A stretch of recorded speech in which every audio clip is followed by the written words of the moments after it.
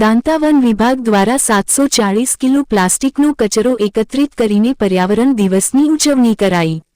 વિશ્વ પર્યાવરણ દિવસ 2025ના ઉજવણીના ભાગરૂપે બનાસકાંઠા વન વિભાગના દાંતા પૂર્વ અને પશ્ચિમ રેન્જના અધિકારીશ્રીઓ તથા કર્મચારીઓ, પર્યાવરણ પ્રેમીઓ તથા ગ્રામજનોએ સહિયારા પ્રયત્નો થકી શ્રમદાન કર્યું હતું। જિલ્લા નાયબ વન સંરક્ષક શ્રી ચિરાગ અમીનના માર્ગદર્શન હેઠળ દાંતા વન વિભાગ દ્વારા પ્લાસ્ટિક મુક્ત બનાસકાંઠાના ધ્યેય સાથે પ્લાસ્ટિક કચરાને એકત્રિત કરવામાં આવ્યો હતો।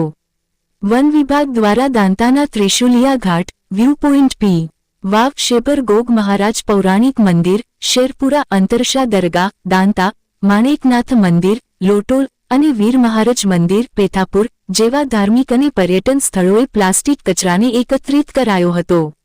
પર્યાવરણ દિવસ નિમિત્તે વન વિભાગના અધિકારીઓ, કર્મચારીઓ, સ્થાનિક વન મંડળી, પર્યાવરણ પ્રેમીઓ તથા ગ્રામજનોના સહિયારા પ્રયાસથી નદી નાળા, ઇકોઝોન અને તીર્થસ્થળો પરથી કુલ 740 કિલો જેટલો પ્લાસ્ટિક કચરો એકત્ર કરી તેના યોગ્ય રિસાયકલ માટે સ્થાનિક નગરપાલિકાને સોંપવામાં આવ્યો હતો।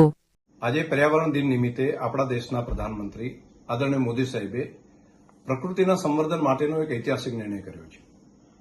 અરવલ્લીની ગીરમાળાઓ આમ તો ઘણા બધા રાજ્યોને અડે છે, પરંતુ ગુજરાતની અંદર બનાસકાંઠાથી કરીને દાહોદ સુધીનો આ બેલ્ટ એક ગ્રીન વોલ બનાવવા માટેનો ભારત સરકારે આજે નિર્ણય કર્યો છે। ગુજરાતની પૂરી ઇકોસિસ્ટમને તેનો ફાયદો થશે।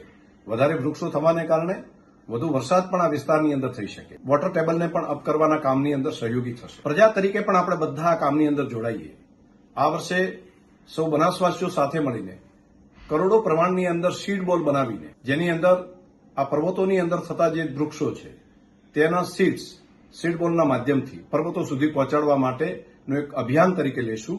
આપણે સૌ આ કામની અંદર સહયોગ કરીએ અને પુનઃ આવો મોટો ઐતિહાસિક નિર્ણય પ્રકૃતિના સંવર્ધન માટેનો કરવા માટે મોદી સાહેબનો હૃદયથી ખૂબ ખૂબ આભાર પણ માનું છું।